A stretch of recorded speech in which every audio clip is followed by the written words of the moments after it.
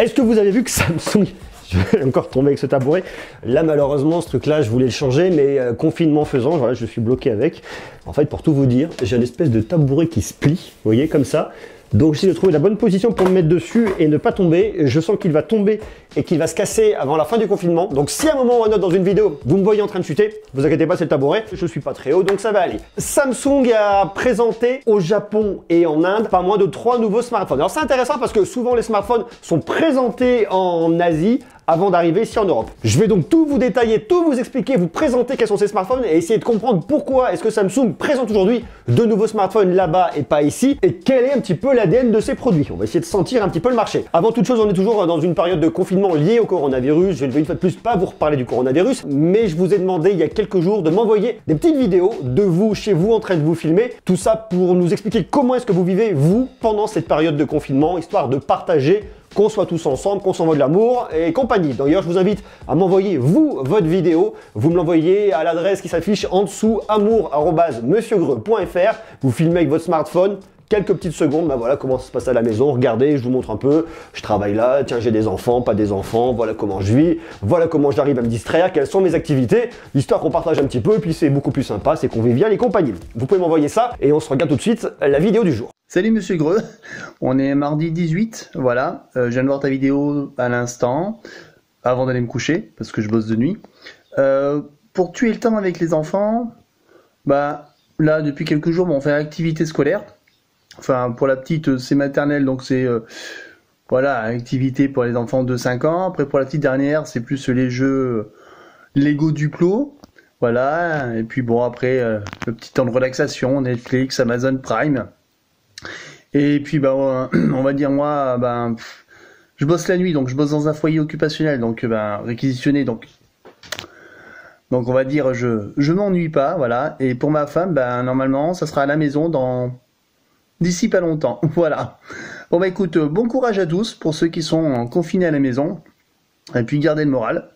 Et puis comme on dit, faut rester positif, et comme on ne doit pas se serrer la main, longue vie et prospérité. Salut! Merci donc pour l'envoi de cette vidéo. Je suis très content, chaque fois j'en ai reçu pas mal et je suis super content de pouvoir les visionner, déjà les découvrir et puis bien évidemment qu'on puisse tous les partager ensemble.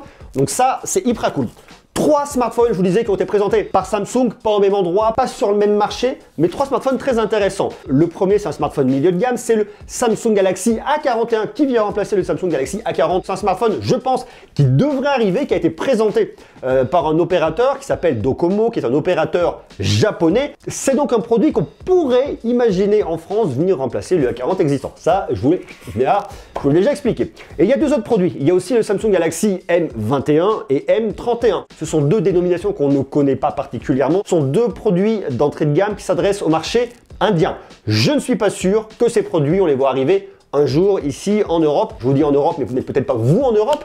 D'ailleurs, dites-moi une fois de plus où est-ce que vous êtes. Marquez-le moi en bas en commentaire. Est-ce qu'il y a des personnes, ça m'intéresserait beaucoup. Est-ce que vous qui regardez, vous habitez en Inde? Est-ce qu'il y a des personnes qui habitent en Inde et qui regardent la chaîne? Si oui, vous me le marquez en bas en commentaire. Je suis très curieux parce que justement, ce sont des produits qui se destinent au marché indien. Donc pour le coup, il y a un vrai sens et c'est intéressant. Allez-y, marquez-le moi en bas en commentaire. Justement, je vous disais, ces produits, je pense pas qu'ils arrivent parce que l'entrée de gamme aujourd'hui chez Samsung en Europe, c'est la gamme A, la gamme M, elle n'existe pas ici. Je serais très surpris que ces produits arrivent et je serais très surpris d'ailleurs qu'ils aient une dénomination en tout cas comme M21 et M31. Toujours est-il que ces produits existent là-bas. Alors on va essayer de resituer un petit peu tout ça. On va d'abord se centrer sur le Samsung Galaxy A41. Tout est ici. Début d'année, je ne sais pas si vous vous souvenez, je vous avais montré, Samsung avait présenté le Galaxy A51 et A71. Je vous ai emmené à Las Vegas au CES, je vous les ai montrés rapidement. J'ai ensuite publié mes 2 tests sur ces 2 smartphones. Ils avaient montré aussi le Galaxy Note 10 Lite. Je l'ai toujours pas testé celui-là. D'ailleurs, si un jour il arrive, j'aimerais bien pouvoir vous en parler et le tester. C'est pas sûr, mais si ça se fait, ça serait cool. Et donc ça paraît normal qu'ils viennent renouveler toute leur gamme. On voit aujourd'hui A51, A71, on pourrait imaginer l'année prochaine A52, 72. Vous avez compris un peu l'histoire de la dénomination. Ça paraît assez logique. Donc un A41 qui a été présenté au Japon et qui affiche des spécifications techniques assez intéressantes. On va essayer de comprendre un peu à qui il s'adresse, qu'est-ce que ce produit raconte comme histoire, puisqu'à mon avis il va arriver d'ici très peu de temps. Alors l'écran, on a toujours bien évidemment un écran AMOLED 6,1 pouces et du Full HD+, 2400 par 1080 pixels, excusez-moi, je reçois des notifications en même temps, c'est formidable. On est sur un ratio 29e très allongé. Vos notifications. Balayez le haut du cadran de votre Apple Watch vers le... Je ne veux rien, merci beaucoup. Celui-là, je vous jure.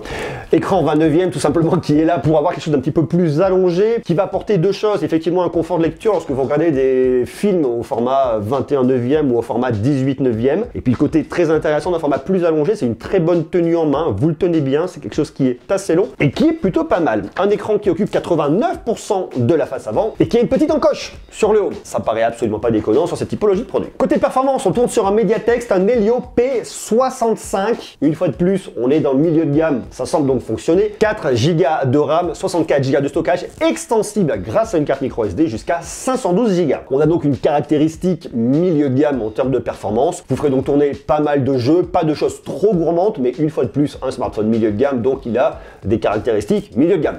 Ça me paraît logique. La photo, ça c'est un point très intéressant parce que c'est un des usages majeurs. Aujourd'hui, on a un triple capteur à l'arrière, un grand angle 48 mégapixels qui ouvre à f2.0, qui semblerait bien fonctionner lorsque vous avez beaucoup de lumière en extérieur. Je ne suis pas sûr qu'en faible luminosité, ça soit extraordinaire, ça me paraît aussi normal une fois de plus. Si vous voulez de très bonnes photos en faible luminosité, il faut monter sur la gamme S, ça coûte tout de suite un peu plus cher, mais par contre vous aurez le rendu de qualité. Un deuxième capteur, c'est un ultra grand angle, 123 degrés. 123 degrés, c'est la vision de l'œil humain qui ouvre à f2.2. Et puis une caméra TOF, la fameuse caméra Time of Flight, c'est une caméra de 5 mégapixels qui ouvre à f2.4. Alors la caméra TOF, elle va vous servir lorsque vous allez faire une photo en mode portrait. Elle va venir mesurer la distance entre l'appareil, entre la personne devant, pour faire vraiment un flou d'arrière-plan. Voilà un peu à quoi va vous servir aujourd'hui la caméra TOF sur ce produit-là. Vous avez une caméra de selfie de 25 mégapixels qui ouvre à f2.2. Ok, ça semblerait faire le taf. Une batterie de 3500 mAh avec un chargeur rapide de 15 watts. C'est pas le chargeur le plus rapide. Une fois de plus, on est sur le milieu de gamme. On aurait pu avoir un chargeur de 25 watts, vous iriez plus vite. 15 watts, 3500 mAh, ça me semble fonctionner. Tout ça se rechargerait bien évidemment en USB type C. Un capteur d'empreinte qui cette fois-ci se trouverait sous l'écran sur ce produit, c'est plutôt bien. Une certification IP68 résistant à l'eau et à la poussière. Voilà un petit peu l'idée de ce produit. Tout ça tournerait bien évidemment sur One UI 2.0 basé sur un Android 10. On aurait un smartphone avec de la 4G et non pas avec de la 5G. Ça me paraît assez logique si vous voulez que la 5G arrive dans cette première année 2020 d'abord sur les smartphones les plus haut de gamme. Ensuite, on se retrouvera dans la deuxième partie de l'année sur les smartphones milieu de gamme. Et puis tout ce qui va être un petit peu entrée de gamme, on le retrouvera en 2021. Donc c'est normal que sur du milieu de gamme, on ne trouve pas de 5G pour le moment. Jusque là, il n'y a rien de bien déconnant. De la nano SIM, bien évidemment. Un smartphone qui existe en 3 couleurs, en bleu, en blanc et en noir. Et qui sera disponible au Japon à partir de juin 2020. Donc j'imagine qu'on pourrait potentiellement l'avoir s'il arrive chez nous en septembre, probablement septembre 2020, à voir à l'IFA à Berlin. Si toutefois ce produit est présenté et si l'IFA à Berlin a bien lieu à cause des questions du coronavirus. Mais là où ça devient encore plus intéressant, c'est quand on parle des deux autres smartphones Galaxy M21, Galaxy M31, parce que là on se plonge un petit peu dans l'inconnu. On n'a pas de référentiel comme sur le Galaxy A40 où on peut un peu venir comparer. Alors très clairement, le A41 est une évolution du A40 qui correspond au standard actuel. Il n'y a rien de bien dingue, rien de bien révolutionnaire, mais une fiche technique qui est revue, corrigée, améliorée, mais qui montre en tout cas que Samsung continue à travailler sur son positionnement en améliorant ses produits pour venir se battre face à la concurrence chinoise. Voilà un petit peu l'idée. Alors on va donc regarder ce qui se passe du côté du M21 et du M31. Tout est marqué là sur ma petite fiche. Ça c'est pour l'Inde. Je pense pas qu'on les ait chez nous ceux-là. Je pense pas qu'ils arrivent en Europe, dans le reste du monde, je suis pas sûr. Sur le M21, on a un écran de 6,4 pouces, c'est de l'AMOLED, c'est du Full HD+, vous voyez, il n'y a rien de bien dingo là-dessus. On va voir un processeur, un Exynos 9611, 4 ou 6 Go de RAM, 64 ou 128 Go de stockage. C'est exactement le même socle, le même processeur pour le M31. On aurait par contre là une seule version en 128 Go de stockage. On aurait une grosse batterie de 6000 mAh et vous voyez pour voir qu'on est sur un smartphone qui, je pense, ne va pas coûter très cher, moins de 200 €. Il est quand même relativement sérieux au niveau des spécifications techniques. Ici de la recharge 15 watts, il faudra un petit peu s'armer de patience pour venir recharger son smartphone avec une batterie de 6000 mAh. En termes de photos, on a un capteur principal de 48 mégapixels sur le M21, parce que sur le M31, vous avez un capteur de 64 mégapixels, un ultra grand angle d'un côté comme de l'autre. Dans tous les cas, c'est un 8 mégapixels avec un champ de vision de 123 degrés, rien de bien dingo. On a sur le M21 une caméra TOF, Time of Flight, comme sur le A41 pour venir mesurer la distance pour les modes portrait. Tandis que sur le M31, on aurait une caméra de macro de 5 mégapixels qui ouvre à f2.4.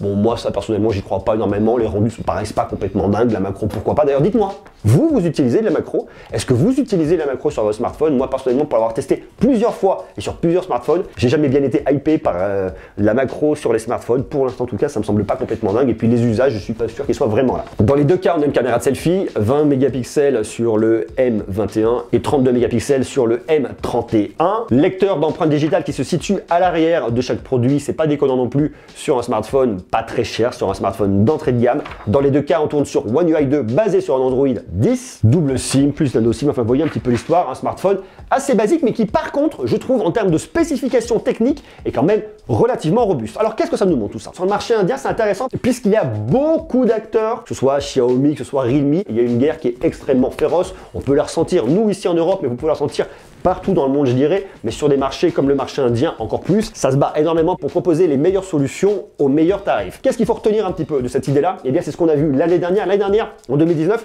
Samsung a vraiment opéré un virage au niveau de sa stratégie et notamment dans l'entrée milieu de gamme. Sur le marché européen, en unissant la gamme J, qui était l'entrée de gamme, et la gamme A, qui était milieu de gamme, pour faire une seule et même gamme, la gamme A, qui regroupe justement l'entrée de gamme et le milieu de gamme, avec une nouvelle numérotation qui part de 10 jusqu'à 80, 90, 90 même si nous on les a pas eu. On va donc très clairement, en fonction de la numérotation de votre smartphone, dans quelle gamme vous vous situez. Plus le chiffre est bas, voilà, plus le chiffre est haut, plus c'est beau. Vous avez compris un peu l'histoire. Et là, ils font exactement la même chose. Ils déroulent leur stratégie, même si la dénomination n'est pas la même en Inde, c'est exactement la même chose. C'est faire face à la concurrence chinoise, s'armer face aux autres pour gagner des parts de marché et ne pas se laisser distancer et être toujours dans la course. Parce qu'effectivement, aujourd'hui, Samsung est le numéro 1. Ils sont forcément numéro 1 par le très haut de gamme, par des produits qui sont vachement bien, très intéressants, notamment le Samsung Galaxy S20 Ultra, dont je vous ai parlé l'autre jour, un smartphone 5G qui est vraiment génial, mais il faut aussi être bien évidemment présent. Là, vous allez faire un plus gros volume de vente, c'est-à-dire sur l'entrée de gamme et sur le milieu de gamme. Parce que même si le très haut de gamme reflète ce que vous savez faire, ça sert à faire valoir aussi l'entrée et le milieu de gamme. Voilà donc un peu la stratégie aujourd'hui qu'adopte Samsung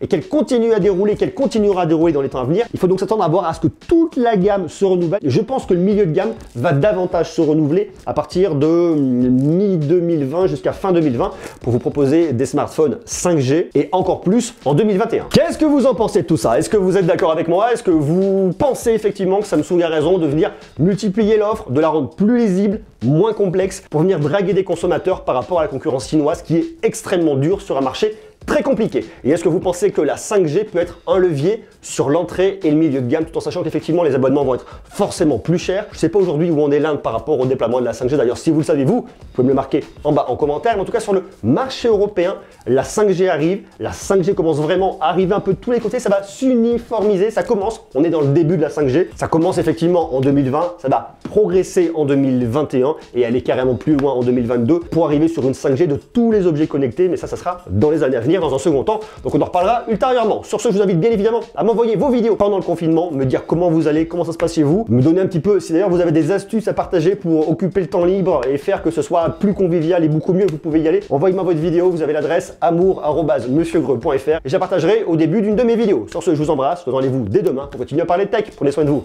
Des bisous, à demain, ciao.